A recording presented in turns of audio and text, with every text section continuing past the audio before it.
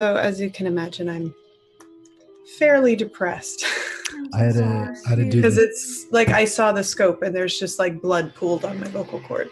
Yeah. Oh my god. I was driving home from rehearsal and I just had done this scene where I was supposed to get really angry and basically destroy the set without really destroying the set. And I coughed and blood just sprayed all over the steering wheel. It was like a horror. Yeah, he says it looks like it was probably a combination of the virus making the swelling on the vocal cord when I was sick. Mm-hmm. Not being able to rest because I had to go to work, couldn't call out, yay America. Then hold on. Before you say anything incriminating, they can hear us on the pause screen. What? They can hear us. Oh, hi. Thanks, Sean.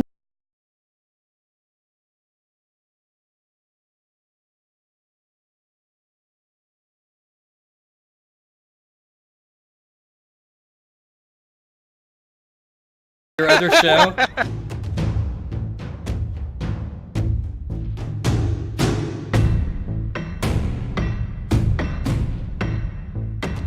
He stares into your eyes, an unbroken stare.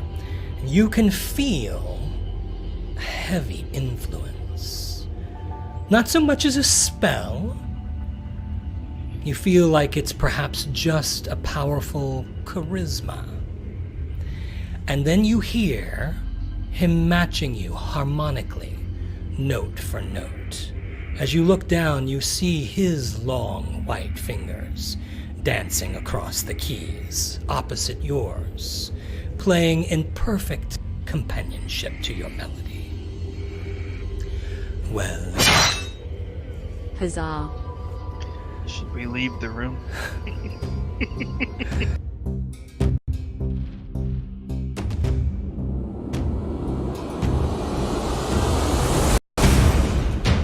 buffeted by drops of rain blowing in from outside. Mm-hmm. So I'll show her the flower, and I'll say, all through the 9 hells, and the Pillar of Skulls, and the Blood War, and the Abyss, it never melted. It endured. Just like my feelings for you. I will do anything for you. It is my will that our paths become one. I will hold out my hands. Oh my god. Oh my god! Then I just oh my stare at it. goodness. I'm not there! Okay.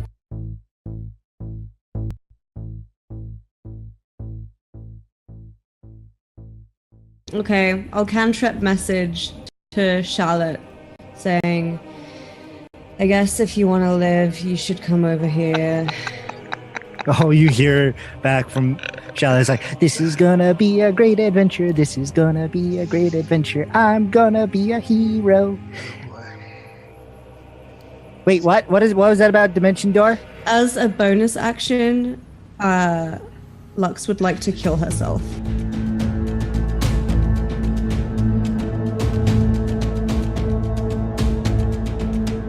Take us to the nicest places, Shane. What did you... Thus begins episode 15, Disneyland. Cool. I mean, Who is under that Mickey Mouse head? It's the Master of Mages! No, Goofy. He thought he was Goofy. Shane seems to be that guy who'd take a girl for the first date to Arby's. That Arby first date. What? I mean, as long as he gets her the You know combo. that, yeah. I mean, the combo is he's got to go upscale. He can't buy them in pieces. And you don't got to turn go to for her the and combo. say, you probably want the Diet Coke, right? You don't do that. You... No, you don't. Can she just get a kid's meal? No, that's not a good move. Not that I've ever done that. What's wrong with Ellie?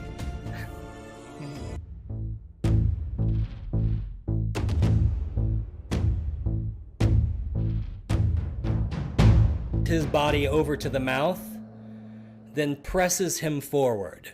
The mouth kind of goes, and lips spread across his torso, and he begins to bend backwards as the middle of him is drawn into this ever-expanding, almost like a serpent, ever-expanding mouth. And all of you, even though you're hearing, yes, you do hear a pronounced crack. And he folds backwards, and his heels come flopping up towards his head, and his eyes are still staring. They're kind of leaned in the direction of Bree and Lux, and slowly the lips move up his body, and one kind of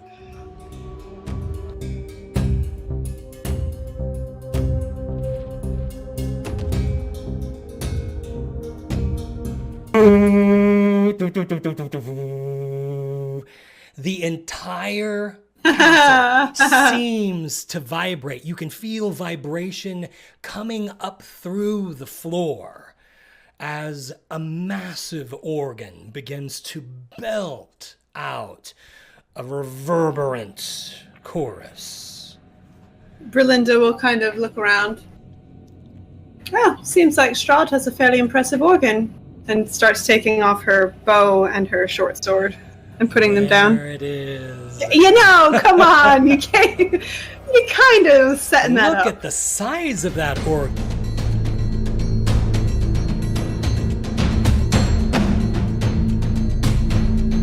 Oh no!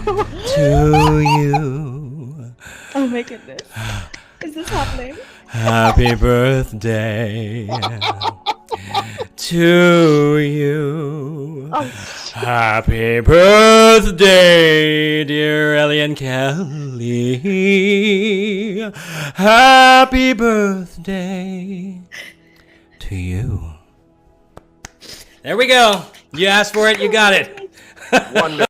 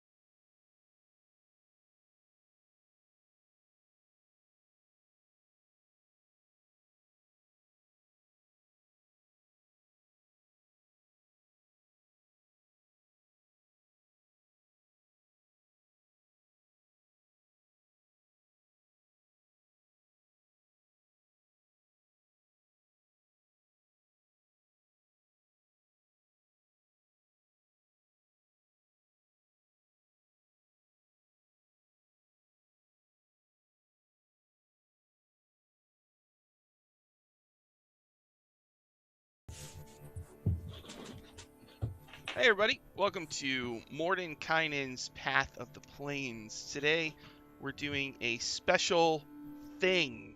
Shane is away, so we get to give ourselves lots of treasure and stuff for when he comes back. So Odos has a Vorpal sword now. That's what this adventure is about. But Mm-hmm. this is chapter 2.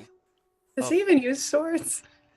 He's going to now because it's because it's a Vorpal sword. So, all right. Let's see here. Got it. So, this story is going to take place alongside the regular story. The players will be playing different characters, and we also added in one more player, Heavenly. Thank you very much for jumping in. Heavenly. Thank you for having me. Heavenly plays in the Orchard every Monday with me in Pro Restarters game, which I really, really like. So I was able to convince her to come over. I made her a lucrative offer, and she was very nice to jump in. So thank you very much. Thank you. So the regular story of Mordenkainen's Path of the Plains is that Mordenkainen himself was broken into a whole bunch of pieces of himself. There's a whole bunch of Mordenkainens running around.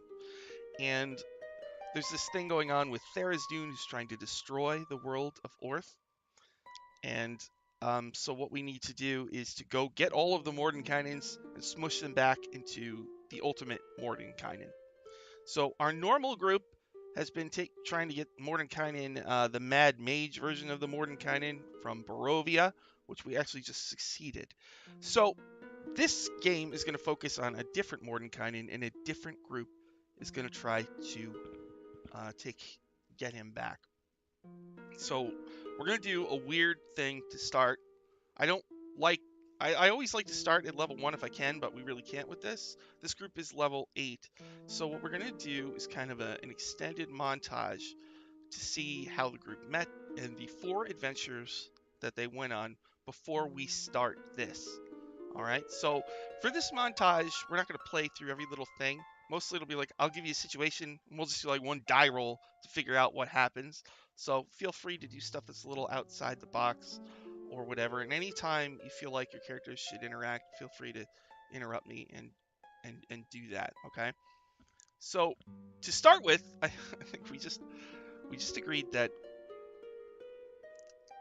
when the group, right before the group met, they all happened to be in a bar at the same time, sitting in different seats, but they didn't know each other. Okay, so what happens is you're all in the Green Dragon Inn, a famous inn in the free city of Greyhawk, and a dwarf maiden just kind of holds her chest. She was sitting at the bar, and she falls over and just hits the ground. And it looks like she's either dying or dead. So, Kelly, can you introduce like what your character looks like and what you're doing at the bar when this happens? Okay, I actually prepared myself in appearance things that I could do this. Yeah. All right. So when the dwarf collapses, suddenly from the corner, pushing back her chair rather quickly, is a very tall, over 6 feet, woman with very fair skin, extremely fair skin. And you can tell it's extremely long hair that is like a slate gray with streaks of light gray and silver, and it's been braided up and wrapped around her head several times. She's in scale mail with a symbol of cord on her chest. And everything seems like, oh, it could just be normal until you get a look at her eyes and you notice that they are an opalescent silver.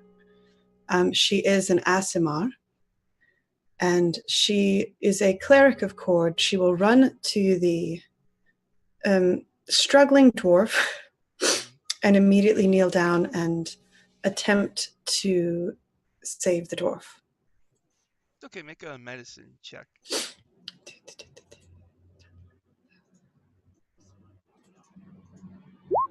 16. Okay, you can tell it looks like she's been poisoned and she's going to need some kind of antitoxin or else she's just going to die. Ellie, can you describe your character and what you do when this happens, please? So, in the darkest, smokiest corner of the tavern is another very tall over 6 foot character. And I'm not just copying you. I already had this written down. You just wanted to know what it felt like to be over 6 feet. I know, tell me about it. Wearing like a big black robe that's covering and obscuring this individual's face. And you can just see 2 completely black eyes from like in between this sort of scarf that they have draped over them.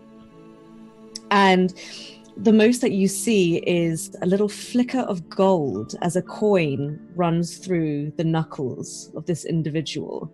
And they flick it as they see this pale woman run over to the fallen dwarf, and they catch it in their hand and look up, and they just put it back in their pocket and do absolutely nothing to help. Okay. What about Lenara? What do you look like, and what are you doing in the Green Dragon Inn? So, what time of the day is it? Noon. Noon. I don't think Lenara would be in a tavern at noon. No, I'm joking. So Lenara she's a half orc, and she has gray skin. Her hair is wildly crazy, but she's managed to tame it into this like knotted, awful fishtail braid that she did herself, but she never learned how to do it properly. So it's not quite even. Strands are sticking out everywhere.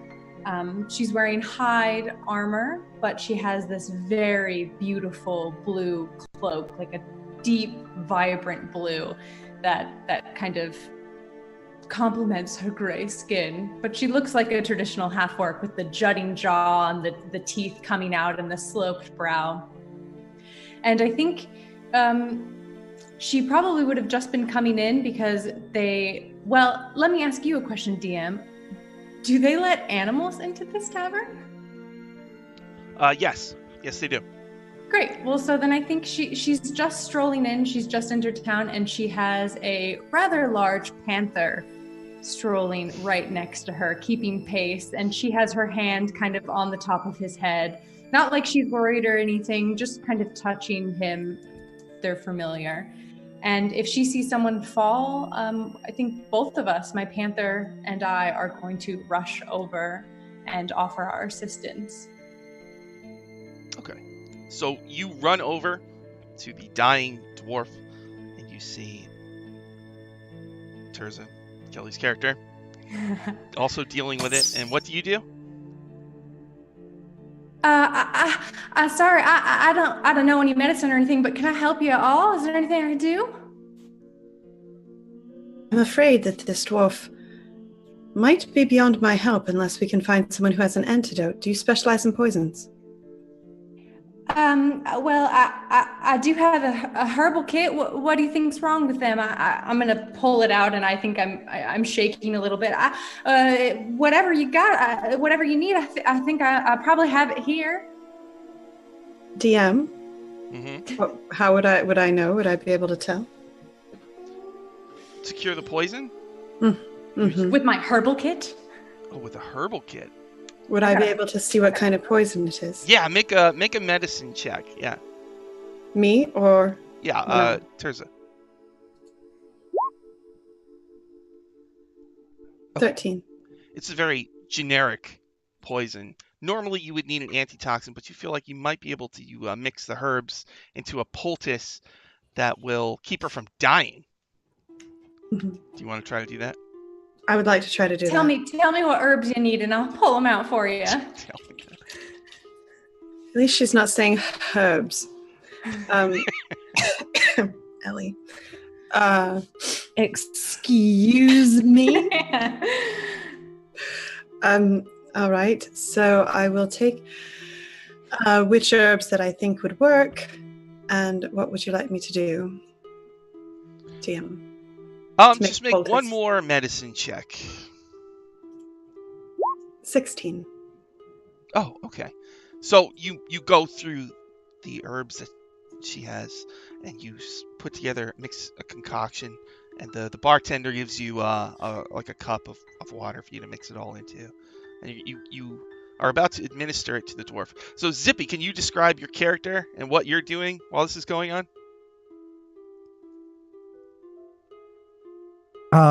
Mathis arrives from the floor. Wherever there is shadow, Mathis kind of rises from that shadow. He is... I believe that Percy was in the darkest, shadowiest part of the room, so Percy's like, Then oh. from under your feet, he riseth. He is in full plate with a big motif of ravens. His pauldrons are 2 ravens with their wings outstretched. His helmet comes down kind of like a plague doctor's mask, but it is the skull of a raven. He has a cloak that the collar is just raven feathers with this maroon cloak, and then at the trim of the trimming of the cloak is more feathers. And he just arrives, doesn't look at anyone, doesn't interact with anybody, but walks directly to this dwarf and kneels. He assumes nobody can see him. Okay. You see them. Would Licorice be able to sense his presence as an animal? I think, yes. Licorice would be able to sense him of something not its world.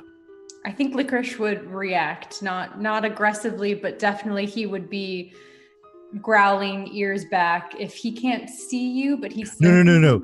reacting. Mathis is completely visible to everybody. Oh. But he thinks nobody can see him. That's why he's not interacting with anyone. Okay. Tirza will notice this and just kind of what? How do you approach if you think that no one can notice you? Do you just kind of walk your way through? Well, he tries to not make contact with anyone. Right. And then he goes to the head of this dwarf. If you are on one side and Tirza's on the other, he is at the head of this dwarf, and he places his hands on this dwarf's head. And he's speaking to this dwarf. And he says, "Do you want to die?" Excuse me? Would Percy hear this? Yes. He is completely physical. I'm saying, is he speaking common? What language does he speak this in? Oh, he's speaking common. Okay. He assumes that anybody who is not him speaks common. Okay. So you ask that, and the dwarf who's drinking the poultice suddenly gasps and says, "No, I don't want to die." She kind of sits up a little bit. "My lady has not sent me for you." The door to the Green Dragon Inn opens, and there's a woman who walks through. She's kind of short. She's human. She's missing a hand, and she has a floating lantern next to her. But you also sort of sense, you can hear, apparently she has an invisible dog, because you can hear step, step, step, step, step, into the tavern, and the hound immediately approaches. Oh, Mathis, you hear an invisible dog sniff, come right up to you, and you feel it licking your hand. And the woman says, "Oh, that was fast." What do you do? Mathis kind of looks at the area of where the dog would be, Mm-hmm. and then places his hand on what he thinks is the head of this dog and pushes it farther away from him. Okay. And then he goes back to speaking to the dwarf. Linara, I think your panther probably can sense the invisible dog. And the invisible dog, you feel the invisible dog's tail wagging because it keeps hitting you as it approaches your panther and tries to make friends with it. What does your panther do? Okay, I think if the intentions on the invisible dog's part are pure, then my panther Licorice is probably just making like a high-pitched cat sound with his ears back, indicating to me that there's something there. But he wouldn't attack unless he felt threatened or I told him to. So I think he's just whining, and I would look at him and do I feel the dog's tail as well? Mm-hmm. Yeah. Well, that's mighty strange. Is someone there? It lets out one bork. Oh, goodness me. Not a bark, but a bork. Tears are just kind of go like, and she's starting to just look rather fascinated with this entire situation. Just like, she's not upset. She's like, oh boy, this is gonna be fun. I think I'm gonna cast Speak with Animals. Oh, okay. Percy's just lit a black pipe and is just observing. So Okay. I'll cast Speak with Animals, and I don't know if it's that I'm communicating in common or maybe I'm barking, but I would just kind of say in like the same way you're like, hello, konnichiwa, guten tag, hi. I'm just like, hello, guten tag, konnichiwa. The dog says, hello, you smell nice. I like your cat. Oh, well, do you belong to anyone there, friend? And I'm going to look around. Can I see anyone who is laughing like they just sent an invisible dog over? The one-handed woman with the floating lantern is indeed laughing. It says, I'm Mordenkainen's faithful hound. Hold on 1 second. Percy, the invisible hound, runs over to you and starts licking your hand. My goodness gracious me.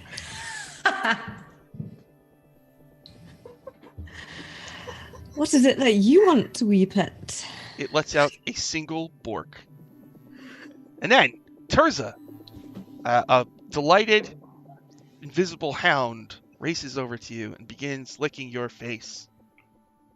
I will quite happily figure out where the dog's head is and just accept all of the kisses.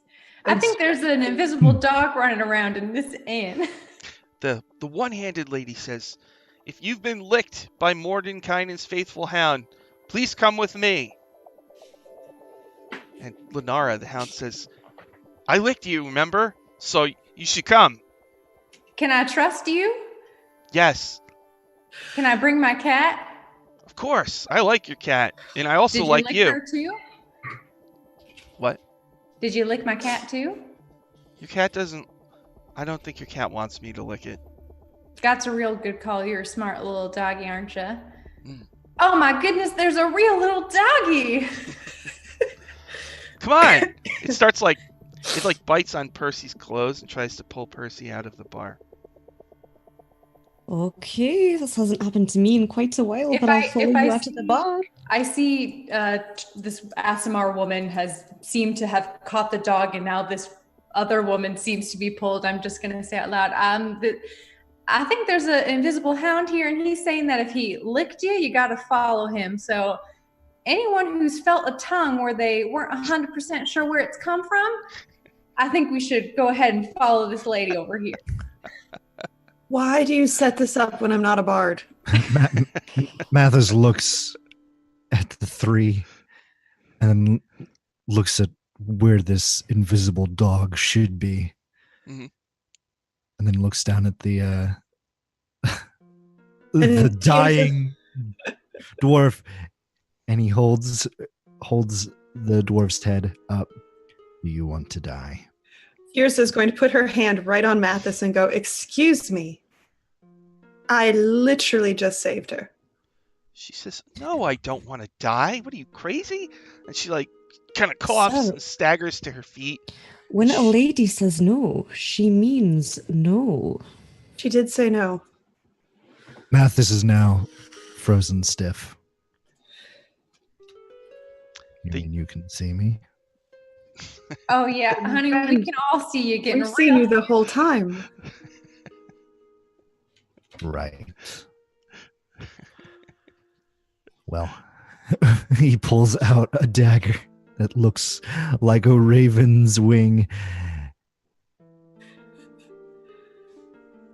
Are you going to There's hurt no me? need for that. Why would I hurt you? Because you can see me. You are not supposed to see me. I'm going to rephrase my question. Who hurt you?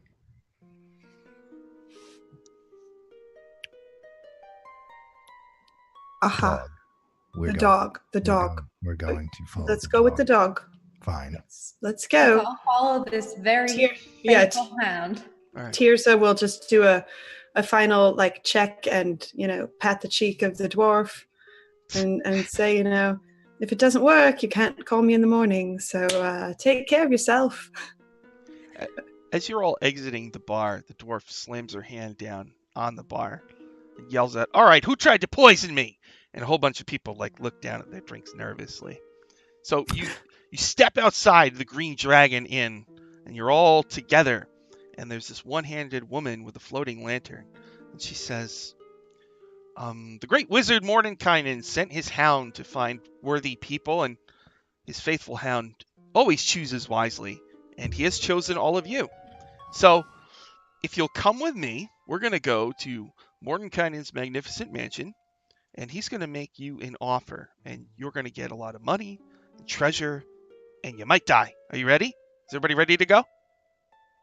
To die. Well, this is an interesting prospect. May I just interject that perhaps you should work on your sales pitch a bit more? She says, "I don't have to, because Mordenkainen's faithful hound is never wrong. Are you?" And the faithful hound gives out a lone bork. Work. Please just give me just a moment. And again, that coin comes out. Flick. Aye, seems a nice day for a stroll with a pooch. Well, maybe I'll see someplace I haven't seen yet. Well, what do you think in Licorice? Does it sound good that we go with these strangers? And Licorice is like, alrighty. If Licorice likes it, then I don't see any reason why I should say no.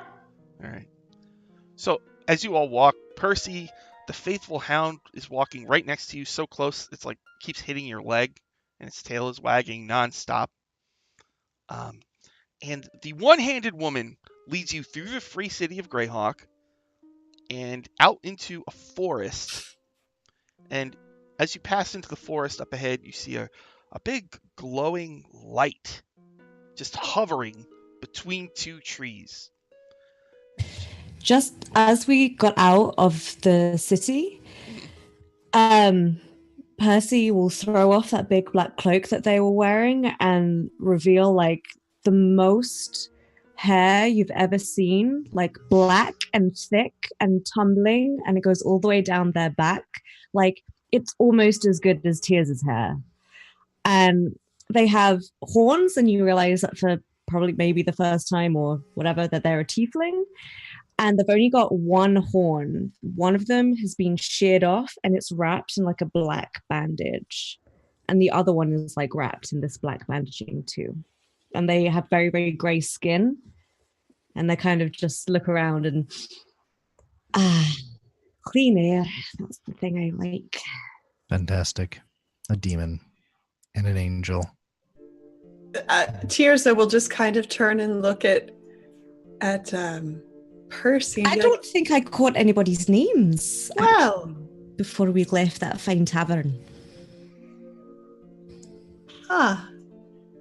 My name is Perseverance, and it is a great pleasure to meet each and every one of you.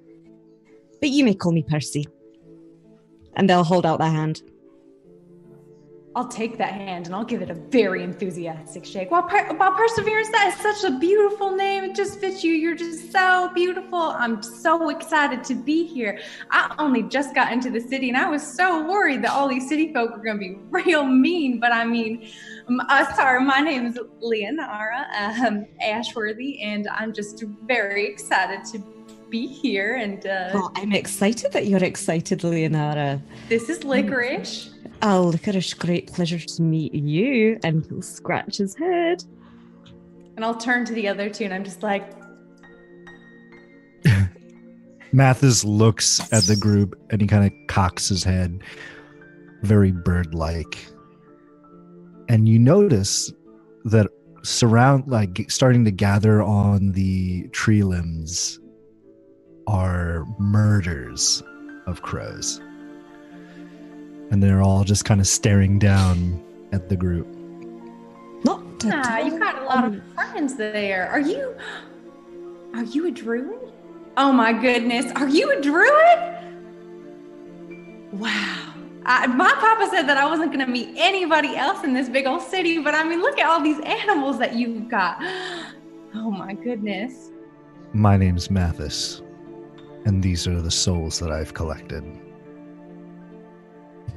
Oh, I like a man who can keep track of his souls. Well, it's very good that you have a hobby. It's not a hobby, it's my God-given job. Of course it is. Speaking of, hi. And Tirza will, with like kind of a little smirk on her face, walk right up to the tiefling and put her hand out. Perseverance takes Tirza's hand. I'm Tirza Lenvier. This is going to be interesting. And she will turn around and shake. Oh God, okay, there we go. We turn around and shake Lenara's hand and kind of kneel down in front of Licorice and make sure that Licorice is chill with it, and then just like go like full on scratching the ears and under the chin. Licorice is very chill with it. Very happy with it. And then she'll stand in front of Mathis and just be like, I can see we're going to get along famously. I think so. And just so you know, you try to kill people, I try to save people. Correction, I do not try to kill people. I ferry their souls over to the Shadowfell. Semantics. Kelly, Percy He shrugs. Tirza's hand. Percy what? Percy kissed Tirza's hand, didn't just shake it. Well, okay, Tirza looks rather shocked and then happy because, that's the first time that's ever happened. And then back to whatever else I did. Yes. All right, so this one-handed woman with the floating lantern kind of clears her throat. Do you want to go through? We have to go through.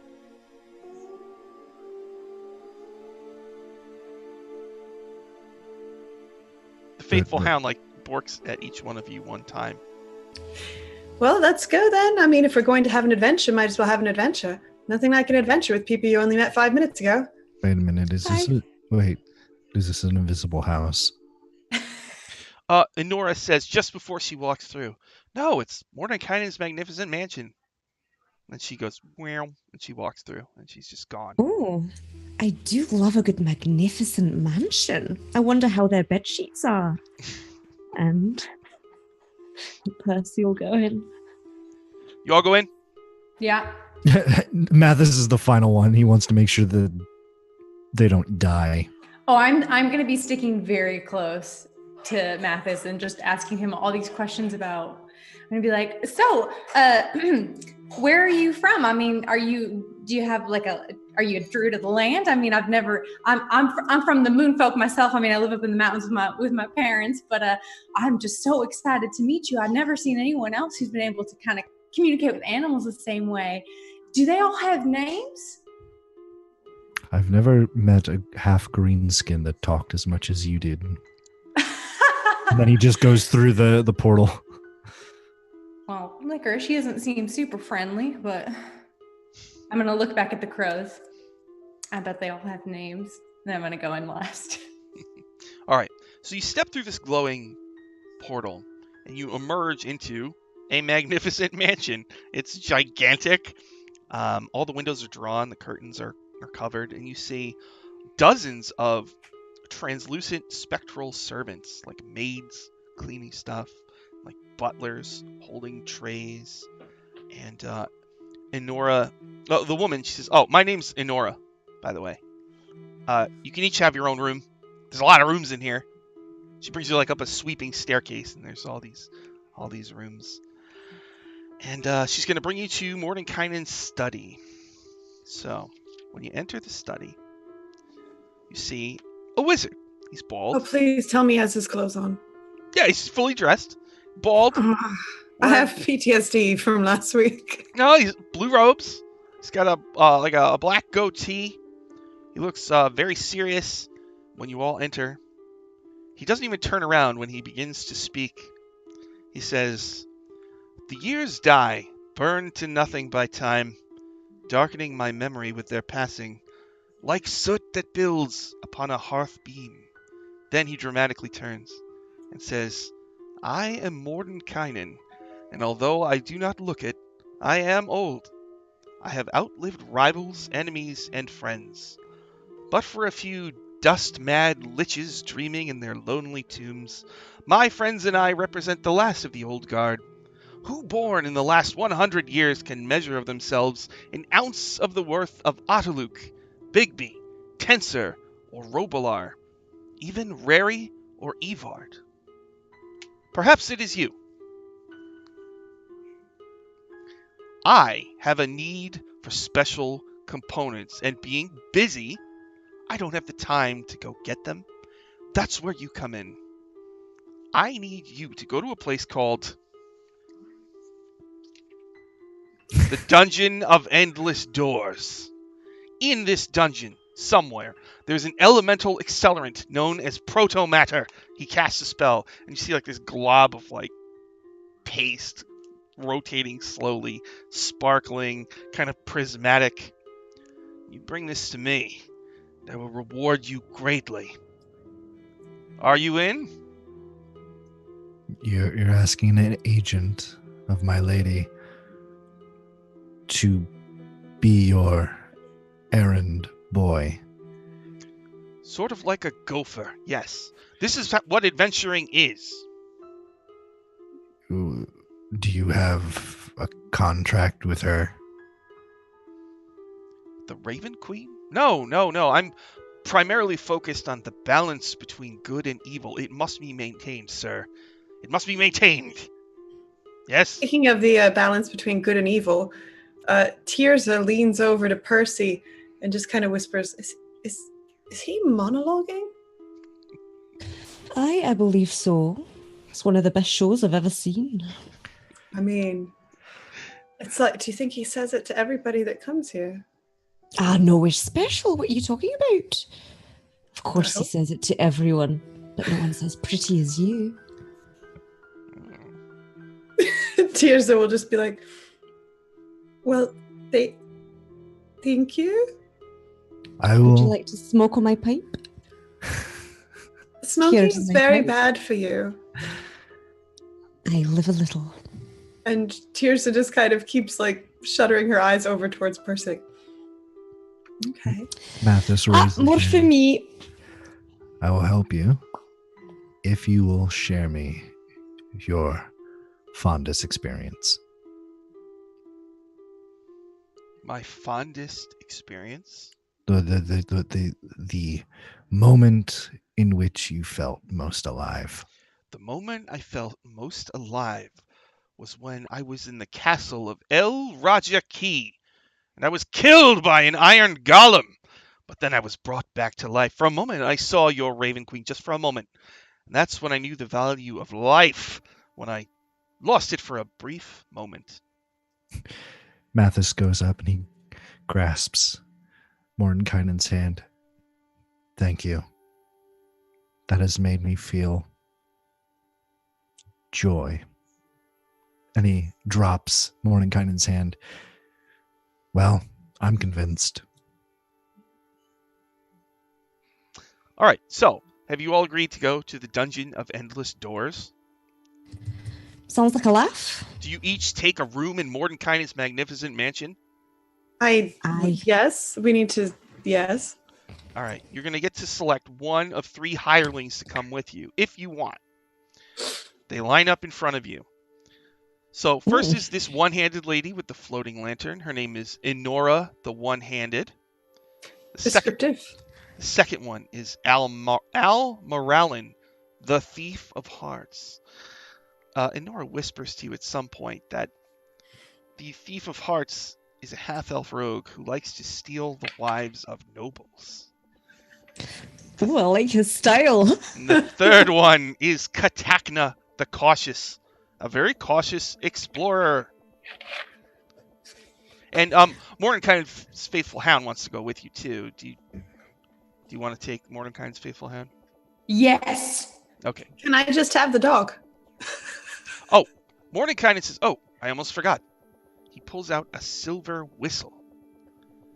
You can use this to summon the faithful hound whenever you like. Who wants it?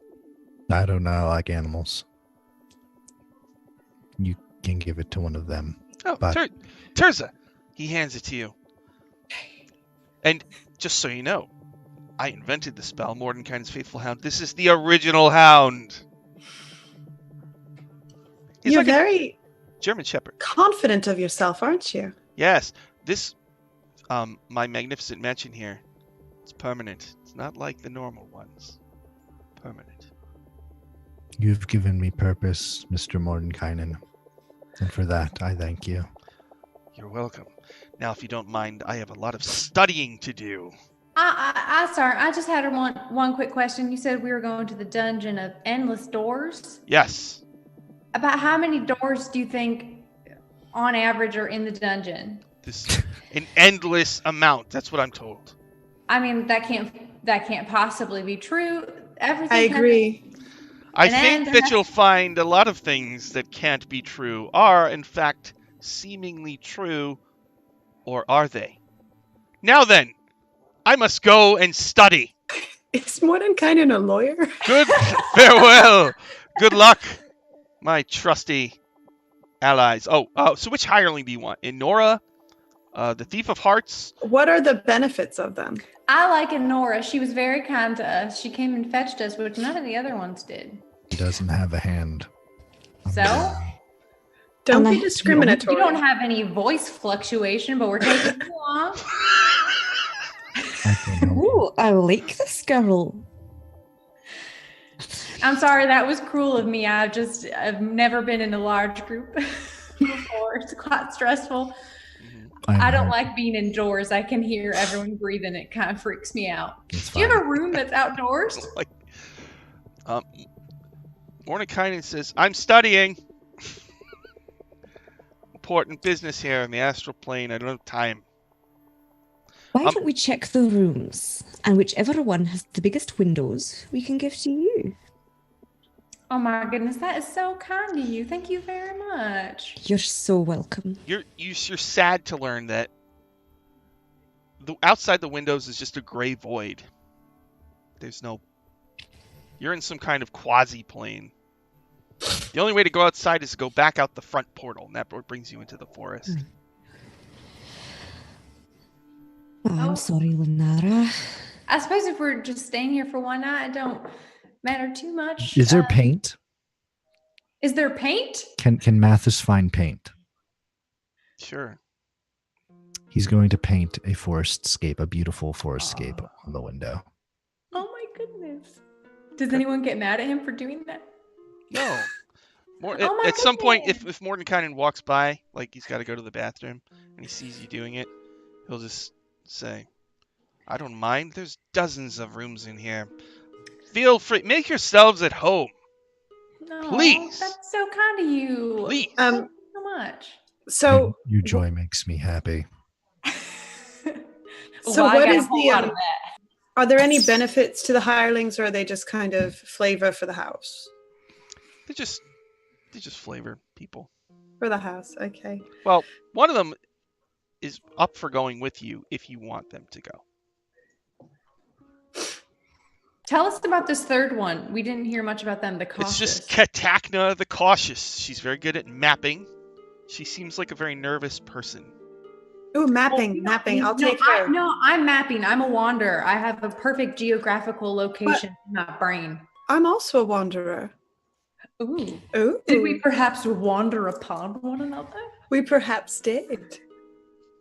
I Shall like leave maps. you I shall alone for take. the time? I shall take. Oh, if we have 2 mappers, why do we need a 3rd mapper? What is this? A cartography class? I personally would like to go for the rogue who steals wives. You see him I across had the a room, and he looks at feeling. you, and he gives you one of these. Hey. I like Inara because she has a cool lantern and does she float? I'm getting a very floaty vibe from her. No, the lantern floats, but she does not float. She has a floating lantern. You know what? I think I'll just stick with the dog. I like the dog. Oh, is it one of these or the dog? No. And the dog. And And the dog. I think I'll just take the dog. What hand is Anara missing? Yeah, that's a very good question. I thought about that too. The right hand. Thank God. We will take her. She does. That not would be an seem- issue. That would be an issue. She does I not don't seem like know. a fan of the Whisper one. Mathis, while he might steal hearts, Rogue might be a nice addition to our little company of heroes. I don't know what our skills are. I'll tell you right now, I can not sneak. I don't think I've been quiet since I was probably just a pup.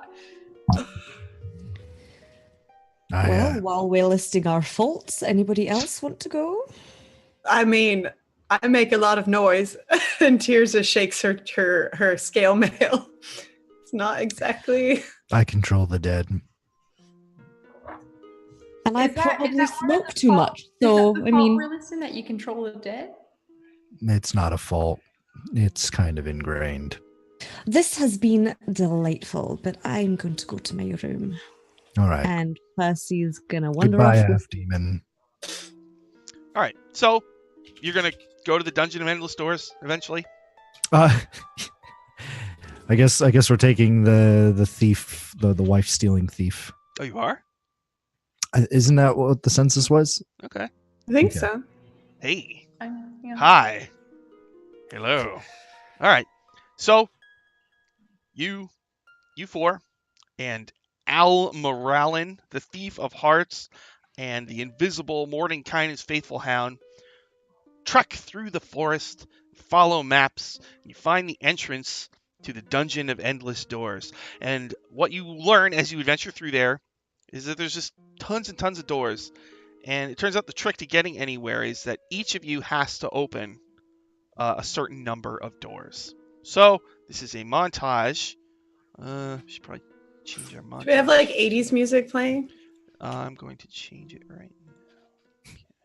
Is it when we're in the Dungeons of Endless Doors, is it kind of like in Scooby-Doo where we go in one door and then come out the other?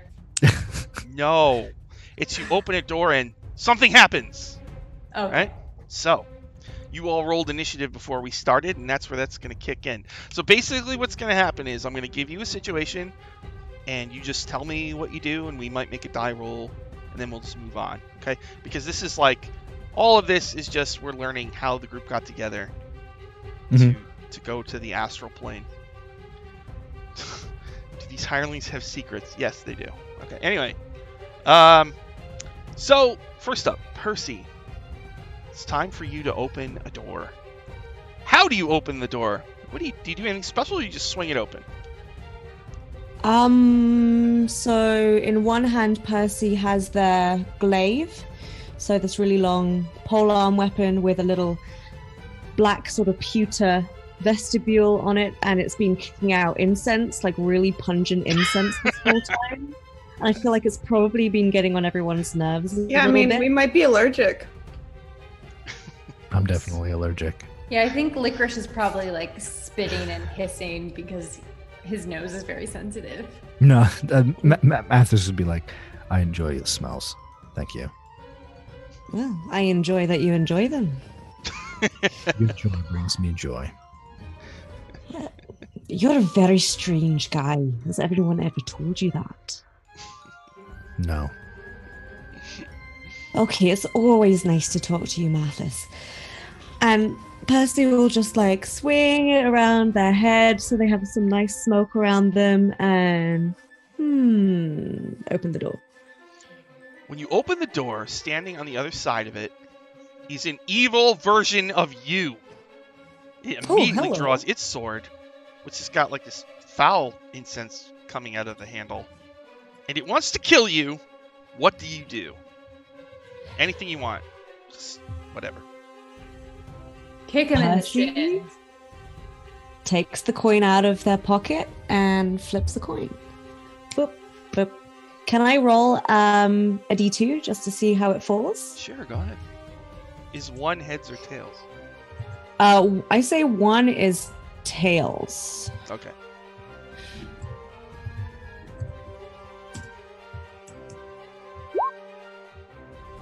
Okay, two, it's heads. Oh, well, I suppose it's like that. And Percy will go to attack. All right, just roll to hit one time, just to see how good.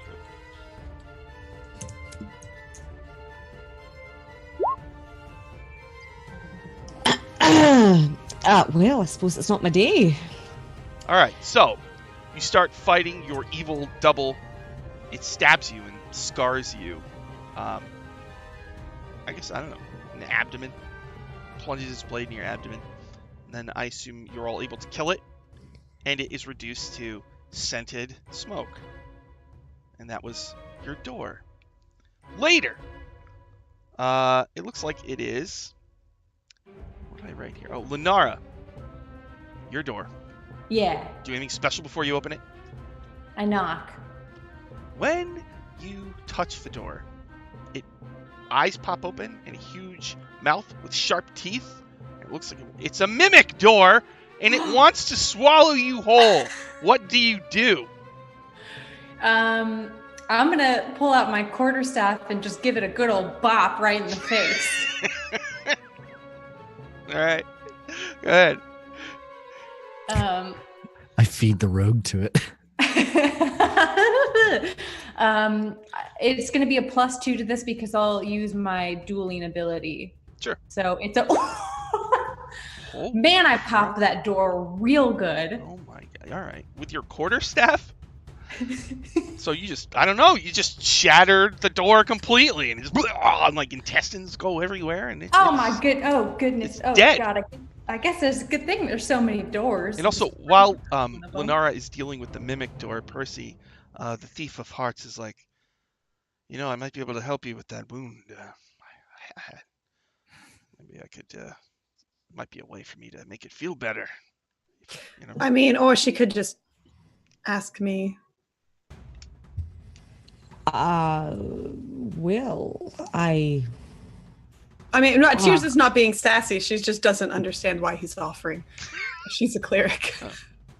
I assume he's going to try to kiss it better. He wants to kiss your body. Honestly, I don't think that's a great idea because saliva has a lot of. No, I don't think that's. Infection. I heard this one time that saliva is a natural coagulant, so actually it stops the bleeding. But I just, I'm gonna keep my clothes on if that's okay. It doesn't even hurt anymore. I think it's fine. Really, it's barely bleeding. It's like gushing. All right.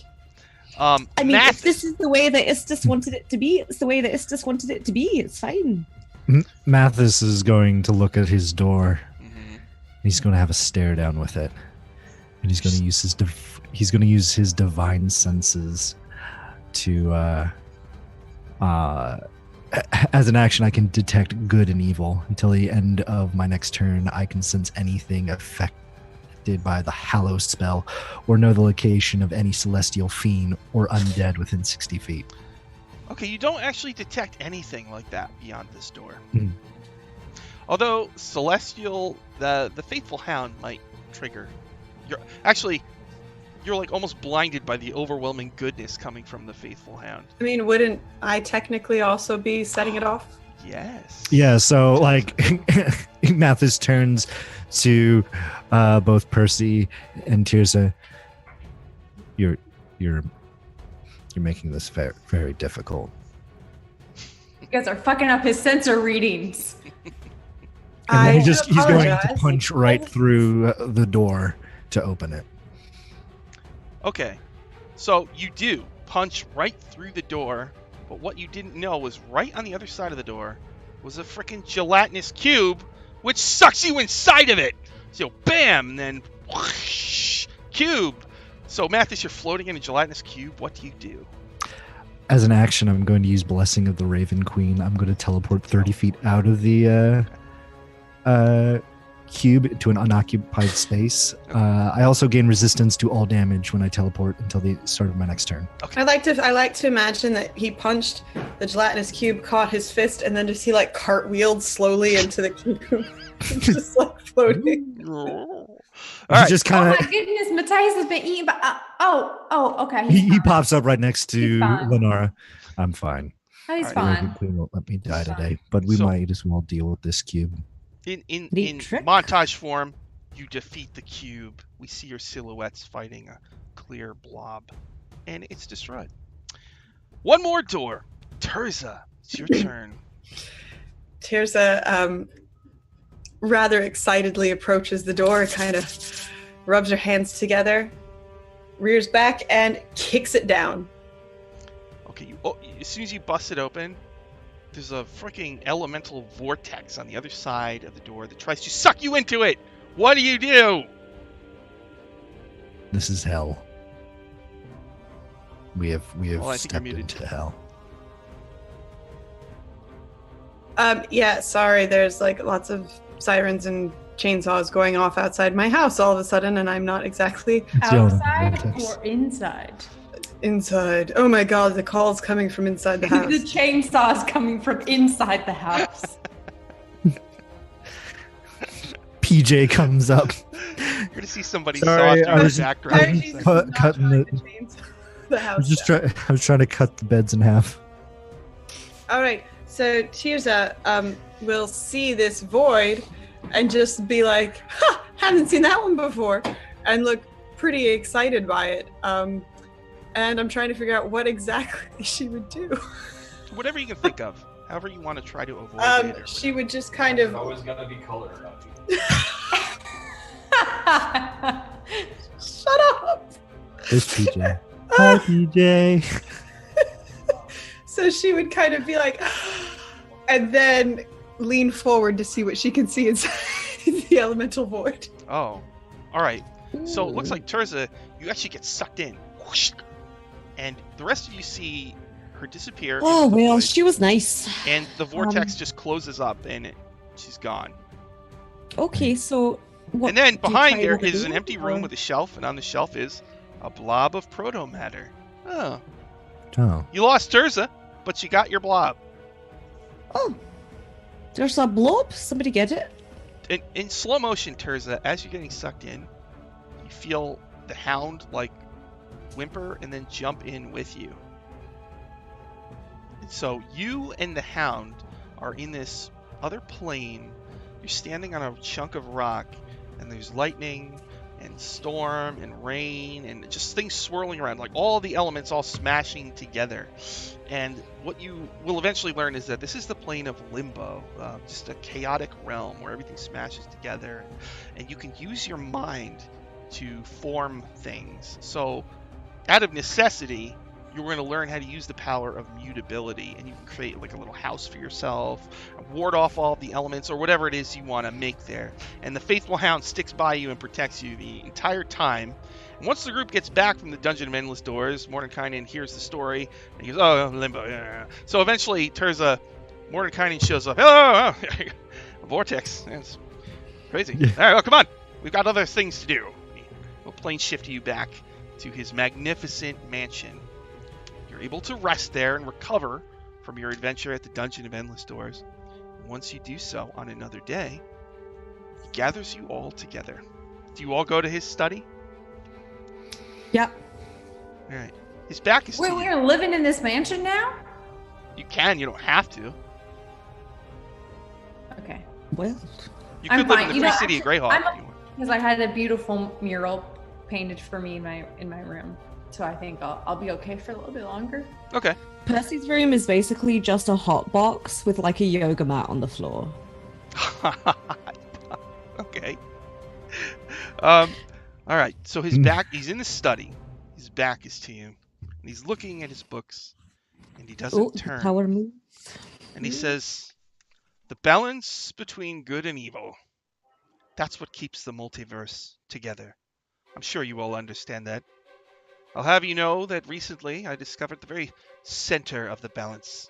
A city in the astral plane known as, he turns and looks at you, Hestevar, the Bright City. That's what these ingredients are for. There are magic seals in the city that need to be reinforced. These ingredients you're getting from me are doing just that. What you're doing is vitally important to the entire multiverse. So, with that said, I need you to go to the Mouth of Darkness. It's an underwater ruin. I have a friend who is a pirate ship. They're going to take you to the Mouth of Darkness. There's a statue. There's a chest. You're going to need to break the chest open and get for me something known as Protean Silk. He holds out his hand, and you see this weird shimmering strand of silk attached to a glob of more silk. And I'm sure Licorice might want to jump up and try to get it. Maybe. I don't know. Hell yeah. All right. So, there you go. The Mouth of Darkness. You do anything special before you go to the Mouth of Darkness? I will get you this protein silk, but you must divulge another experience with me. Ha! Oh, yeah? Yes. Another experience? Yes. Somewhere where you felt a strong emotion. Please. Oh, last time you told us a really nice emotion. This time, could you tell us maybe a sad emotion? I had 2 dragons, Gorky and Porky. Porky died. I don't want to hear the sad emotion. Can you choose a different sad memory, please? You asked, friend. My heart is Porky broken. died. Your Oh, names goodness. are a little rudimentary for a man of your intellect. Those are... Mordenkainen is Gary Gygax's he actually ran that character, and he actually got 2 dragons, and he actually named them Gorky and Porky. So, that's Mordenkainen. I don't know what to tell So you. that's canon, okay? Yeah, and his hirelings were Bigby, Digby, Rigby, Grigby, Zigbyson, I think, something like that. They all had those names. What, Gorky Percy, and Porky? like, Those are fun names. They're fun. Percy's like got their arm around Linara. It's like, it's okay. Do you want my pipe? It's just really upsetting when the I'm gonna be okay. I'm so sorry. Are you It's sure? Just one puff. It'll make you feel so much better. No, I don't. My daddy told me that if I smoked, my lungs would look like Swiss cheese. I think I think their pipe is a euphemism for something. You can shut your mouth. Oh. Fellatio. You don't see him wink, but you see him do finger guns, and then he just walks out the door. That's like Lenora. I was genuinely just asking if you wanted to smoke on my pipe, but like I don't know. I'm leaving. Percy leaves. Well, now I'm just all alone in this room with this sad story. Well, unless I anybody have else wants left. to do anything special, we'll cut Okay. to later on the pirate ship. I'm gonna walk over to Tirza and try and cuddle her because I'm really sad. Since she was the only one who didn't leave. Mordenkainen says, "There's no cuddling in my study, thank you." Percy's still looking around the corner. He's like, "Hey, get along, girl." Oh, their friendship brings me much joy. So, you're on a pirate ship. It's really nice out. The pirate ship's name is the Devil's Canker. Captain. I'm vomiting profusely over the Really? side of it. Yeah. Captain Darby Haunch. She doesn't have a hook hand. She has a mug attached to her hand because she's always drinking rum. Things are going great. Lunara is barfing over the side of the ship, I guess. And as you're barfing, you see an enemy ship heading right for you. The ship is known as the Scum Sucker. Oh my god, y'all, there's, oh god, It's y'all, someone please look. Captain Krusty Clover lets out a blood-curdling cry, and they attempt to board your ship. Tirza, an enemy pirate is swinging on the rigging right at you from their ship to yours. What do you do? Sacred Flame! All right, go ahead. Roll the hit thing.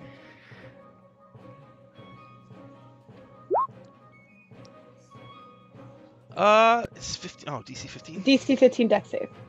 Oh, I rolled a 1. So, starts swinging. Boom! Sacred Flame kills the person, destroys the rope. Their remains fall into the water where sharks devour it. And Captain Darby Haunch says, "Well done, Terza! Well done indeed! Heh heh heh!" And then it's Percy's turn. Percy, a pirate, kicking you, trying to knock you overboard into the shark-infested waters. What do you do? Stop that! Stop kicking me! God. Percy is gonna swing around that glaive of theirs and go for a nice decapitation. Oh, all right, go ahead, roll it. Please don't be an 8 this time. Roll 20. Oh my god, a natural 20. You behead the person in a single blow. Dang. Nice. Is Tirza watching? Oh, Tirza was paying great attention to Percy's antics. The hair's like flowing, All right. Then it is Lenara. Lenara, this enemy pirate ship has cannons. And it just so happens one cannon is pointed right at you, and they're firing a cannonball at you. What do you do?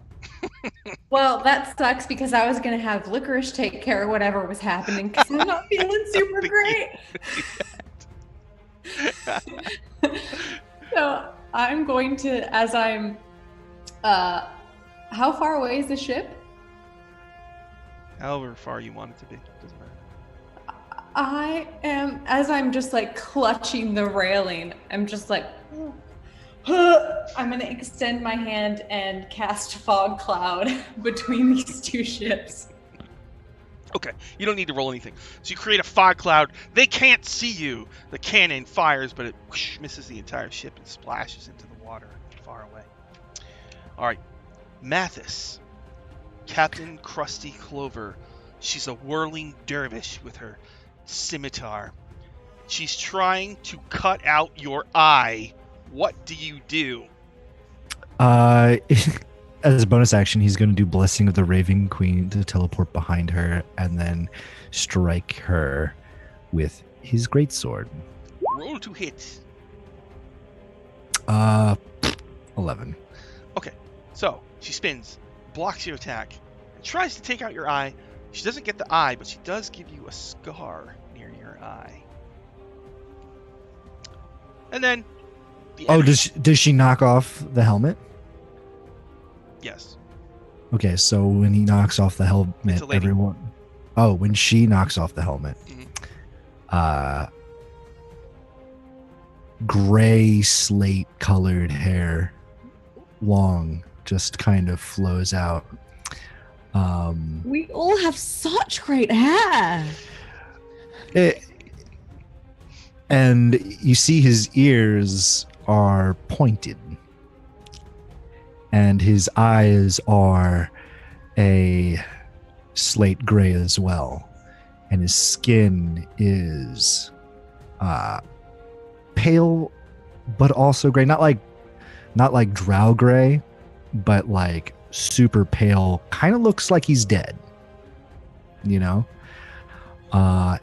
you find out that Mathis is a Shadarkai, which is a elf of Shadowfell. Their signature thing is they have no emotions. They're the opposite of an Eladrin. So, he's going to take this opportunity to attack again because he gets 2 attacks per swing. Does a 16? Yes. How do you kill her? I slice her in twain from nape to navel. Gross. All right. When you kill their captain, the rest of the pirates... Captain Clover is dead. Let's get out of here. And they jump back on their ship.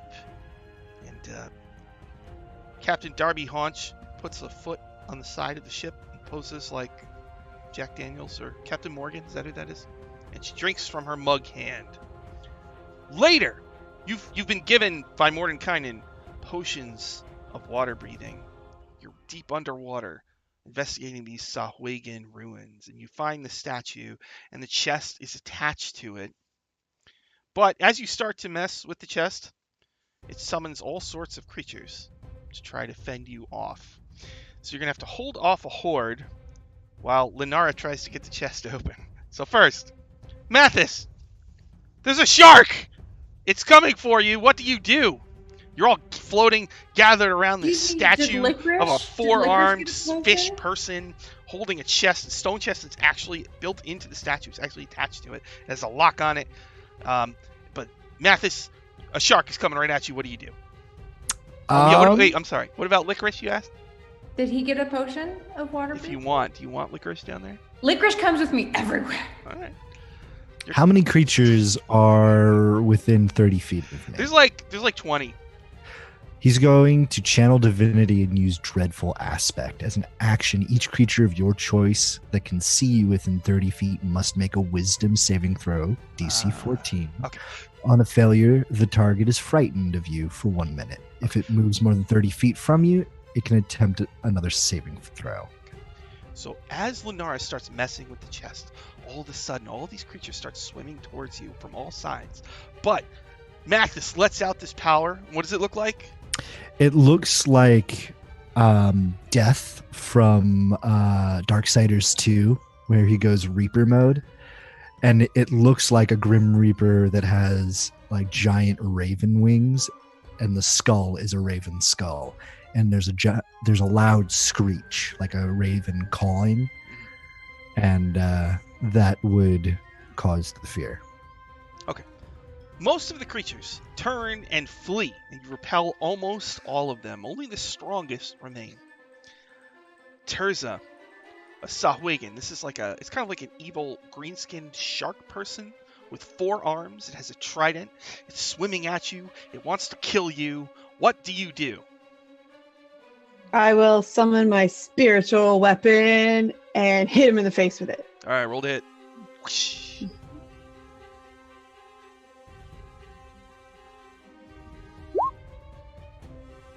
13. You strike it, but what does your spiritual weapon look like? A giant blacksmith hammer. Oh, okay. The hammer strikes it. It hits it in the head. The head cracks open. Blood starts coming out. And it turns and flees. Percy, you're looking around. She will yell, "That's right!" Percy, it looks like all the bad guys are gone except for a mega shark. It's a freaking huge shark. It's gigantic. It's like as big as a whale. And it swims right down to swallow you. What do you do, Percy? Well, first of all, Percy's very upset because their vestibule can't be lit under the water, so they're feeling really out of sorts because they haven't got their incense going. So Percy's gonna swim up and as the shark opens its mouth, it's gonna prop the glaive in its mouth to keep it open, and then pull out the light crossbow and be boom, boom, boom, boom, boom into its insides. All right, just roll to hit once. It's probably going to happen unless you roll really bad. With my glaive or crossbow, what would you prefer? Whatever you want. Okay. Glaive has got a better attack. All right, 25. Oh, all right. You prop the mouth open. Shots go through its hide from the inside out.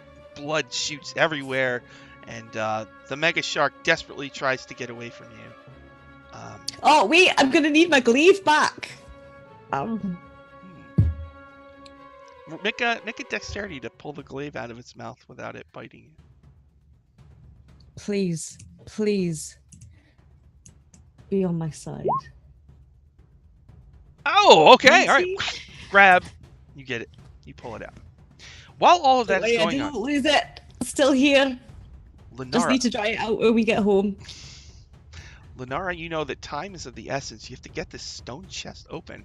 What do you do? What is the stone chest? It's just a big stone chest. Does it have a lock? Yeah, it's got a lid. I would like to wild shape into an octopus and then stick my arms in the lock and pick it. Why not just go right through the lock? 'Cause you can do that. Make a dex check. They have no It's bones. gonna happen unless you It's- roll really, really It's bad. true. I was like, I'm either gonna go in, but I think it would be funnier if I tried to pick it. What am I doing? Dex? Just a dexterity check, yeah. Okay. It's unless you roll like a 5 or less. All right, you're good. So you turn into an octopus. You desperately your tentacle places go in there. Pump. You pop it open, and inside you find the protean silk. Mission accomplished. Next thing you know, you're back in Mordenkainen's magnificent mansion. Your second Before she adventure under changes your out of belt. an octopus, can we ask her to predict the World Cup for us? I do this. Oh, there you go. So. So once you've recovered from your second adventure, you are summoned to Mordenkainen's study. Do you go? Always. While looking at his books, facing the opposite direction, he says, "It all boils down to power. The wealth that can buy it, and the magic that can wrest it from the ether." He spins dramatically. "Once I sought power for its own sake. Now I seek to keep it from others. I'm going to need you to go to the lair of Itimish, the Shadow Dragon. These 4 flasks," he hands each of you a glass flask with a glowing blue rune on it, "are specially treated by me. I need you to capture the Shadow Dragon's dying breath in this flask." Oh, I can do that. Mathis doesn't have his helmet on anymore. He's just deadpanned. I can do that. But you must divulge another experience. I swear to God, if any more dragons die in this experience, I'm gonna cry. Another experience? Yes. Do Something I that have very time strong. to smoke while you do this? I guess he'll tell you a tale of adventuring in Castle Greyhawk and sharing a laugh with Lord Robalar, Lord of the Green Dragons, perhaps the greatest adventurer in all of Greyhawk. And he gives you a little tip. The Green Dragon Inn is owned by Robalar. You might not have known that. He doesn't advertise that, but that's the truth. Wonderful. That has made me happy. I will go get you this breath of the Shadow Dragon. So, together, you journey to a mountainous area. There's a big, If we're in a mountain, then that's my favorite terrain. I see. All right. And so basically, there's a huge rocky spire with caves in it, and they're all shrouded with fog. And the Shadow Dragon lives in this place, this dark, foggy place. So, as you go inside, Linara, it gets really dark, super naturally dark. Looks like you're going to have to navigate the shadows or be separated from your trusty allies. What do you do? Is it magical darkness? Yes. Because if it isn't, then we cannot become lost. Really? Yeah. Oh. Because it's If it's its favorite terrain, rangers cannot be lost in their favorite terrain. It is magical darkness, but Okay, so let's say you get a survival check. Okay. But I mean, it's probably be all right. Oh, all right. Magical darkness. Everybody's getting separated, maybe freaked out. I don't know. I know the Mordenkainen's faithful hound is whimpering nervously, but Linara, Cautious, baby, it's okay. I got it. I'll get us out of here. you easily lead the group through the magical darkness. Mathis. Now the group is fighting the Shadow Dragon, and it's doing a wing buffet or buffet or however you say it. Buffet. Where Yep. I like wing buffet. So you're It's a- yeah, blowing it's the a wing, buffet. and so you're way up, right? He's trying to blow you out a hole in the side where he flies out of, and if you fall out, you're gonna plummet hundreds of feet to the ground below. What do you do? Bonus action, Blessing of the Raven Queen. teleport on top of the dragon, and I'm going to pull out my great sword, which has its handguard is 2 ravens looking at either way, and the wings form the blade, and he's going to jam it into this dragon's skull. Okay. Just roll to hit one time. See how that goes. Here we go. 17. All right. So he's trying to blow you right out the side. You teleport onto its head. You plunge your blade into it. It howls in pain as blood sprays out. He whispers to the shadow dragon, "Do you want to die?" It just roars in anger. Terza, you during the battle, something sends you flying into another chamber, and you land in a gigantic pile of gold and treasure. What do you do? I take a treasure back. You take a treasure back. All right. Okay. I will gather as much of the golden treasure as I can carry. All right. So you yoink a bunch of giant gems, and you get 3,000 gold worth of gems. But they're cursed gems, and now you are hideously ugly. Percy.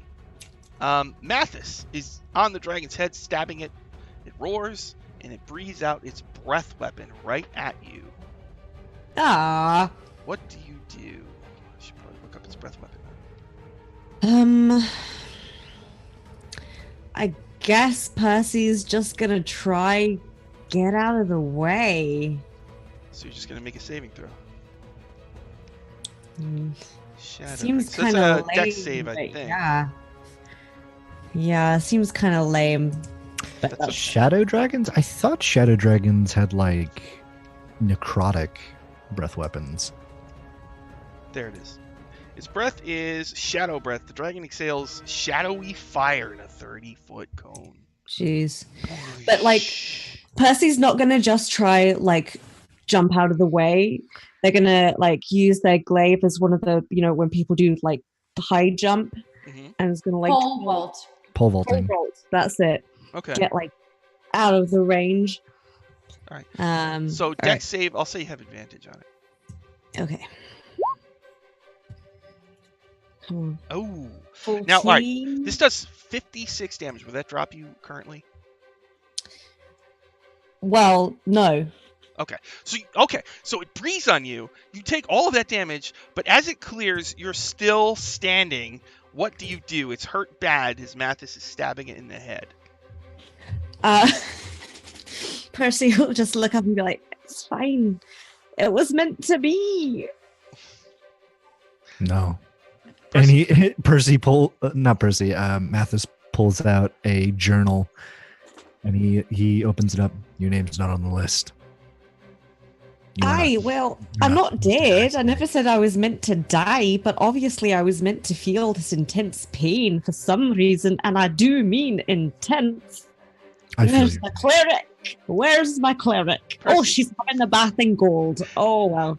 Percy, the dragon is hurt, and its head comes right down next to you as it's it's recovering from breathing, and you have an opportunity to stab it and maybe kill it.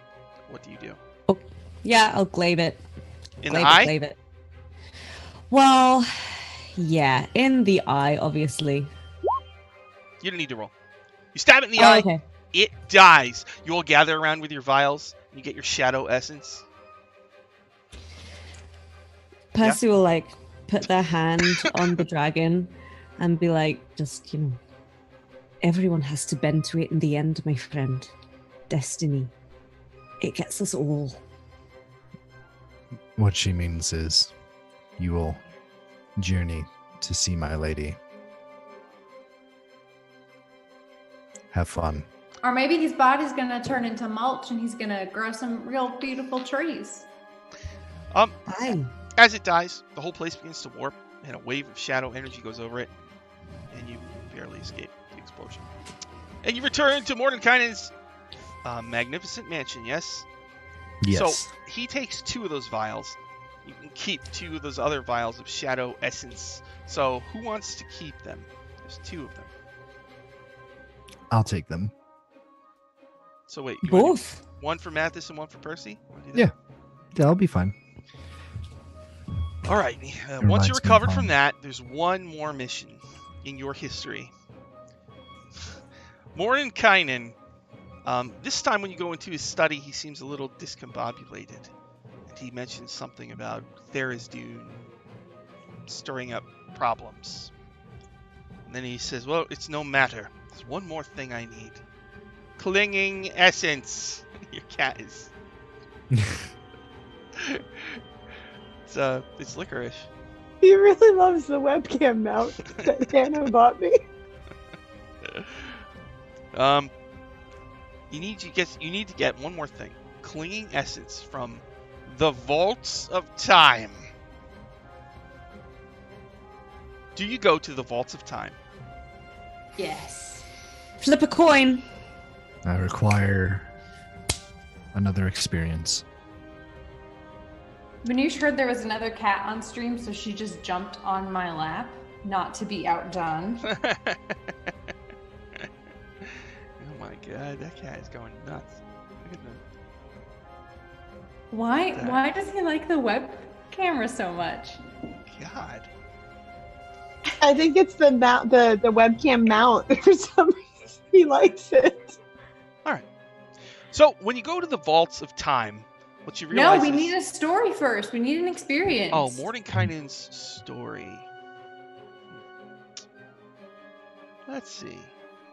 I could tell you actually about Lord. No, that hasn't happened on this channel. Another story from Mordenkainen.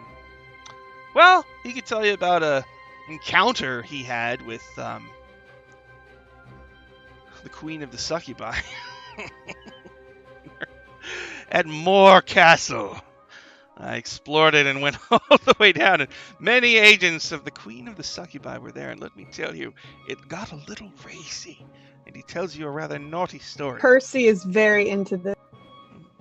Okay. He tells you kind of a dirty story about a succubi, you know, and a little bit about the War of Ripe Flesh. I believe that chat would actually throw many bits to have Sean actually tell this dirty story. I can't tell.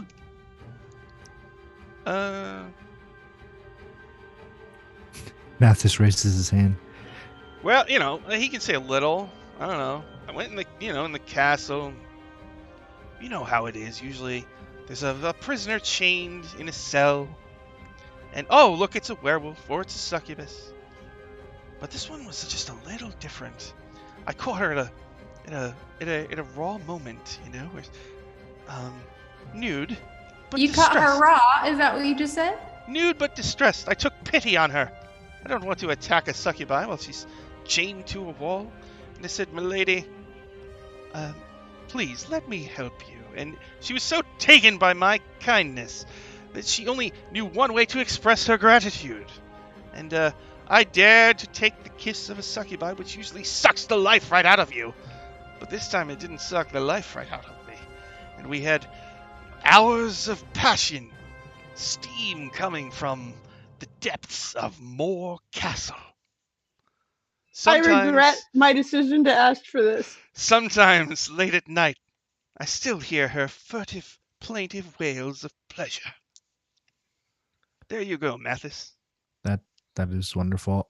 It has given me another purpose in life, to kill a succubus. So maybe one day I could feel something. I'm sorry, Matt, you listened to that story and what you got out of it is that you want to kill a succubus? Were you listening? If they eat emotions, like I've been told, maybe if I kill them and release their soul, I could feel something. All right. You'll definitely feel something if I was listening correctly. So, I you go to the Vaults of Time? Yes. The Vaults of Time have portals to Greyhawk's past. Some distant, some recent. You eventually learn that the clinging essence is in the distant past of the world of Orth. And you end up on a raft on a river, and there's a waterfall, and it's about to go over the waterfall, but the problem is that you're fighting ogres on the raft, and there's some ogres on the shore making ranged attacks at you. So each of you on your turn, you got two things. There's an ogre going to try to do something to you, and you might fall over a waterfall. Okay? So, first up, Percy. There's an ogre with a battering ram on this raft with you. He's got a big tree trunk, and he's trying to ram you into the water, which will then send you over the waterfall. What do you do? Me? Oh, Percy. I think it is Percy. Yep, Percy. Percy is going to flip the coin, check what the coin tells them to do, and if they've been attempting to batter them, can Percy use Hellish Rebuke? Just be like, Yeah, okay. So, but it will hit you, right? Because Hellish Rebuke is triggered when you get hit, or is it when you? Right. Yeah. So make a dex save or something to stay on the raft. of course. A 20. All right. It's a Boom. 20. Hits you. Fiery explosion. The ogre is on fire. Stuntman flails his arms, falls into the water. You never see him again. All right, and you do not fall in. Lenara, from the shore, an ogre has a bolt launcher, like this big crossbow, and it fires a huge freaking bolt at you that if it hits you is going to send you flying into the water and over the waterfall. What do you do? How far away is this ogre from me? However far you want it to be. Okay, hold on. Sorry, my roll 20 isn't scrolling, so I can't see what I want to do. I will. Can he be within 10 feet of me? Yes, the shore is so close to you. Then I will poison spray him. Poison spray. Actually, no, I feel like Licorice hasn't been doing anything, so I would like to. Licorice is gonna attack him. All right. Do you have Licorice's stats, or should I? I do. Licorice has my stats, Oh. and since he's running at them, they have to make a saving throw or else be knocked prone. They have to make a strength check. Oh. I rolled a DC 12. I rolled a 24. But Okay. so did Licorice roll to hit? Oh, 15. Okay. So he takes aim, he's about to shoot, but suddenly your panther leaps from the raft over the water, lands on the face of the ogre, who screams as your panther begins to maul it to death. All right. Then Mathis. And he will eat, and he remains. Mathis, on the ship, there's a chain brute, an ogre that uses a chain to fight with.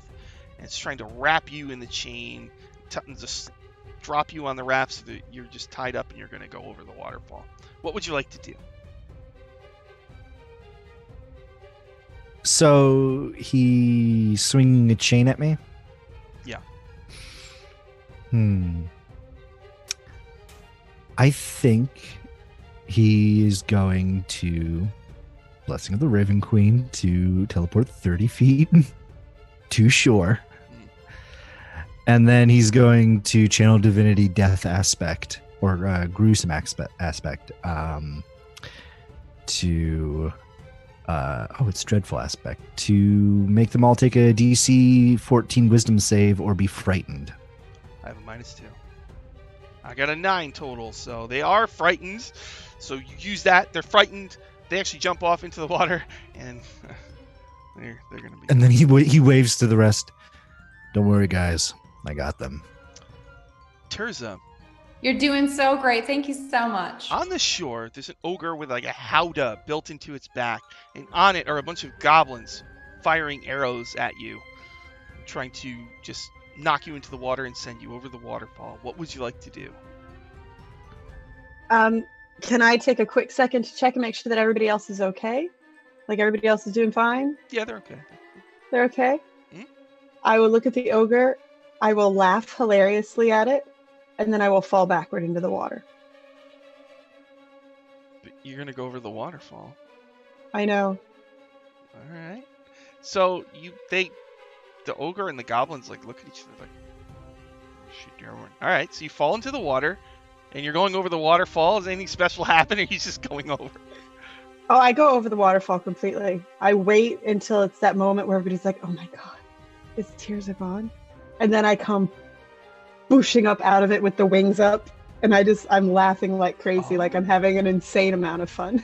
Oh, I think Lenara's reaction is like that vine where that guy sees the bear jump over and he's like, no! Oh, God. Okay. Yeah, so Terza falls into the water. You all see her go over as you scramble to safety on the shore. It was more about making the ogre be like, what the shit? And Terza flies back up safely. Yeah, the ogre is like totally freaked out. Then I would like to, once I've flown back up, I would really like to bonk the ogre in the head with my spiritual weapon. Okay, you don't need to roll. You hit it in the head. Okay. It falls to the ground. The 4 goblins go sprawling. But they don't. And I'm just laughing hysterically the whole time because this is fantastic. They don't want to leave their dad, so they start dragging him away. Oh, come on. Stop making me feel bad. After that, eventually you find an ancient temple, and inside of it is the clinging essence. You find a portal out of the vaults of time, but what you realize is that while you were in the vaults of time, time passed weirdly. So when you come back out, it looks like months may have passed, and you slowly realize that as the realm looks different and darker, and you return to Mordenkainen's magnificent mansion, and Mordenkainen is not there. What you learn is that while you were gone, he went to the Vale of the Mage. Something happened, and he got split into a whole bunch of aspects of himself and scattered throughout the plains. And the big problem there is that Mordenkainen is desperately needed because Tharizdun is on the verge of destroying the entire world of Orth. So his flunkies and sidekicks beg you to go and find him and put him back together. They know where one of his aspects are, and it's in the astral plane. So you've returned. Can we have a crossover episode where we play both our characters and talk to ourselves? That would be weird. That'd be fine with me. I only have one character. So the question is, are you going to go to the astral plane to save Mordenkainen after all the awesome things he's done for you? Depends. Has he given us any really cool stuff after each of these adventures? You got the whistle and the 2 vials of shadow essence. So I mean, I know the guy's really quite strange, but he has let us stay in his really cool mansion, and I don't know. I think we should save him. And I mean, I don't think anyone else is going to go looking for his parts, are they? I have missed so much. She's going to be angry with me. I need to catch up. And he pulls out his journal, which when he first showed it to Percy was very thin. It is now like a thick textbook. Oh man, so many people that need to be ferried over, dying. Isn't there someone you can do that when you get back? Aye, exactly. Lenara said it. You can't be the only one. Can't you call in sick or something? If I don't, then there's going to be think of the world being constipated with souls. Okay. A soul blockage. For someone who doesn't feel emotion, you still are able to paint very vivid pictures. Mathis. That is the gift that the Raven Queen bequeathed unto me, is the ability to paint things. Can I have a word, Mathis? Outside? Yes. Sure. And Percy will I'll take Mathis to a different room and light the vestibule and make sure that's given out some good I nearly said incest. Not that. Incense. I did not know that we were related. That would be a very interesting weapon.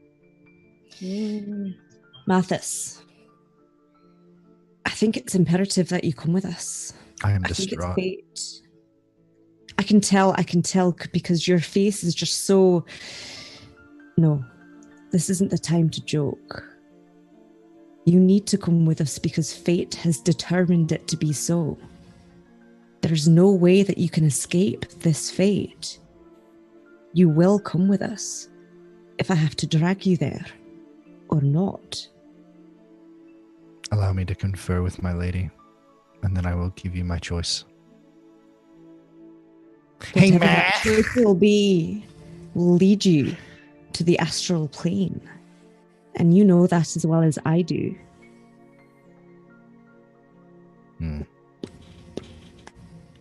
And Percy will walk off. I look to the ravens that are on the tree limbs. Well, you heard me. Go ask her. Can I go to the astral plane? Can they send someone else? And they all just fly off. I love the idea that it's like he's asking his mom for permission to like go camping. So you send your ravens out and are waiting for a sign. Yeah, that's me conferring with my god. All right, not long after, one raven returns and it has something in its mouth. It's a silver cord. I asked for a sign. You brought me a string. Are you defective? And the rest of you are brought to Mordenkainen's lab. There's a big stone archway in there. And they explain that to get to the astral plane, you'll need a special key, a planar key, which could be a phrase that is spoken. It could be an item. It could be all sorts of things. And they're going to need to find a silver cord, and that will open the portal to the astral plane. I'm just gonna look at him and just like, He wasn't defective. Here, this is from my lady. Didn't I tell you? I've named that raven Gobstopper, in case you were wondering. His name is Alinara. Timothy. He was a child of 8 years old when I took him. I didn't realize they had names. When I asked you, you literally said nothing, so I went ahead and named all the ones that I can see from my window. I'm pretty sure Timothy would love to be called Gobstopper. Oh. So, Enora with the one hand. Are you gonna go to the astral plane? Hell yeah! Okay. We gotta get all the pieces of this man and put them back together. All right. So as you bring the cord close to the archway, it flares to life and a portal appears. You cannot see through it. Do you all step through? Tirza steps through first. Okay. Percy doesn't want to be outdone, so goes in super quickly after Tirza. Mm-hmm. Mathis Wait picks up licorice and throws it in. I want to make sure that the animal doesn't die first. That is very frightening, but very kind thing for you to say. Because if the animal dies, I'm not stepping through that. You just used licorice? Are you? I'm gonna throw Mathis in. I am. It already begins that we all start assaulting Zippy. I'm sorry. I'm gonna step in. He kind of like he deadpans, flows into the portal. I'm sorry. I'm gonna step in after, and like as I'm stepping in, I'm like, Oregon, and I'm like, I swear to God, if licorice is dead on the other side, I'm gonna take apart all your little weird gray pieces. I'm gonna take them all apart, Mathis. Now I don't like being like this, but oh my goodness, licorice baby, are you okay? So when you all go through, you're drifting in an endless silver sea. Soft gray clouds move slowly in the distance, while strange, dark streaks twist violently through the sky, anchored in ends so distant you can't perceive them, their middle parts revolving angrily like pieces of string rolled beneath a child's fingertips. Below you is more of the strange pearly sky that is all around you. When you draw a breath, your lungs filled with something sweeter and perhaps a little more solid than air. So you're hovering in a void. And near you, there's a chunk of rock that's maybe 20 feet wide, and there is a large boat docked there. There's two gold-skinned beings who look up at you and wave in a friendly manner. I think that's a good time for us to need to take a break. I'll take like a 5-minute break. Yeah. Okay. So we're gonna take a 5-minute break, or maybe 10, and then we will be back. So please stick with us. Now we're gonna start. We've learned what they've been doing from levels 1 to 8. Now they're level 8, and now they're going into the astral plane to find Mordenkainen. So we'll be back in a few minutes. Thanks for watching. We'll see you in a little bit.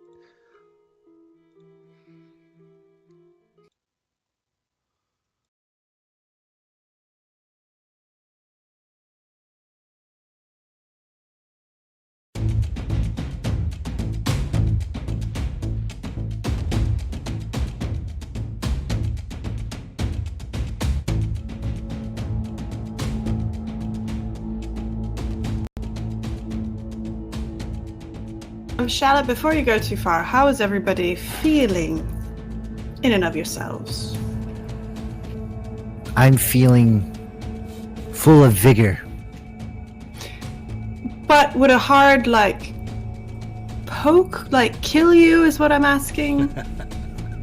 I don't know. Would a hard poke kill you? It hasn't so far. Clip, please. You people are awful. You should be ashamed. You're only ashamed because you didn't come up with it first.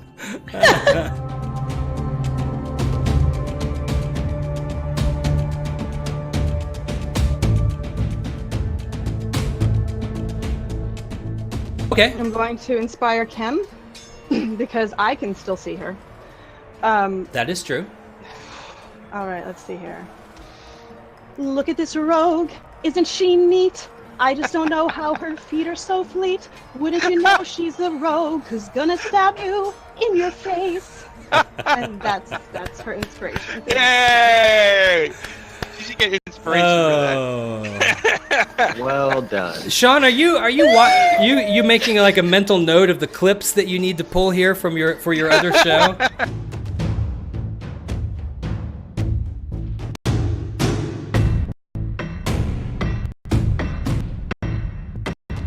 He stares into your eyes, an unbroken stare.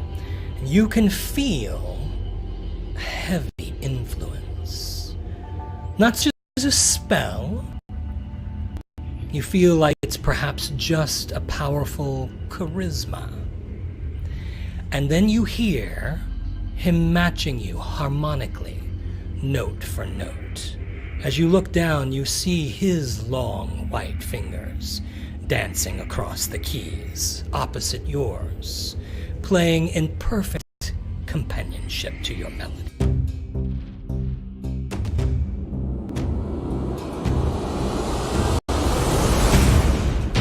Buffeted by drops of rain. Through the 9 hells, and the Pillar of Skulls, and the Blood War, and the Abyss. It never melted. It endured. Just like my feelings for you. I will do anything for you. It is my will that our paths become one.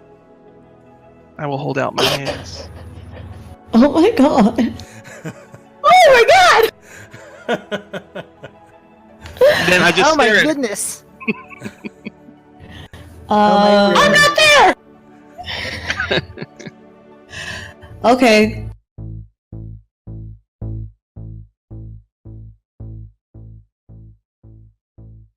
Okay, I'll cantrip message to Charlotte saying, I guess if you want to live, you should come over here. Oh, you hear back from Charlotte. It's like, this is gonna be a great adventure. This is gonna be a great adventure. I'm gonna be a hero. Wait, what? What was that about Dimension Door? As a bonus action, Lux would like to kill herself.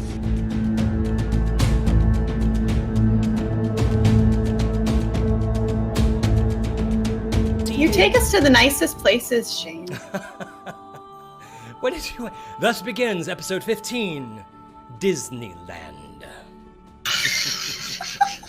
Cool. I mean, Who is under that Mickey Mouse head? It's the Master of Mages. No, Goofy. He thought he was Goofy. Shane seems to be that guy who'd take a girl for the first date to Arby's. That Arby first date. What? I mean, as long as he gets her the combo. Yeah. I mean, the combo is he's got to go upscale. He can't buy them in pieces. And you don't got to turn go to for the her and combo. say, "You probably want the Diet Coke, right?" You don't do that. You. No, you don't. Can she just get a kid's meal?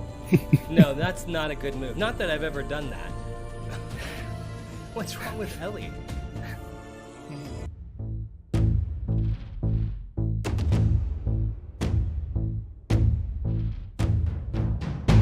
His body over to the mouth, then presses him forward. The mouth kind of goes, and lips spread across his torso, and he begins to bend backwards as the middle of him is drawn into this ever-expanding, almost like a serpent, ever-expanding mouth. And all of you, even though you're hearing, yes, you do hear a pronounced crack. And he folds backwards, and his heels come flopping up towards his head, and his eyes are still staring. They're kind of leaned in the direction of Bree and Lux, and slowly the lips move up his body, and one kind of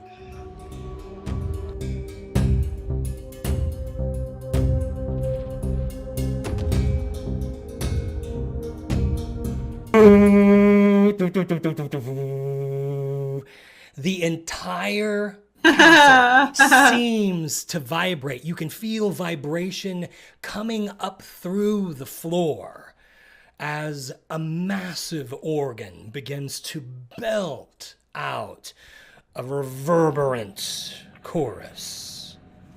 Berlinda will kind of look around. Oh, seems like Strahd has a fairly impressive organ. And starts taking off her bow and her short sword and putting them down. There it is. You know, come on, you can't. You kind of setting that up. Look at the size of that organ.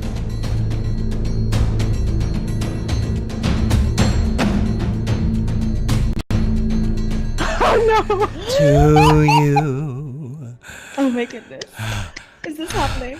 Happy birthday to you. Oh. Happy birthday, dear Ellie and Kelly. Happy birthday to you. There we go. You asked for it, you got it. Wonderful.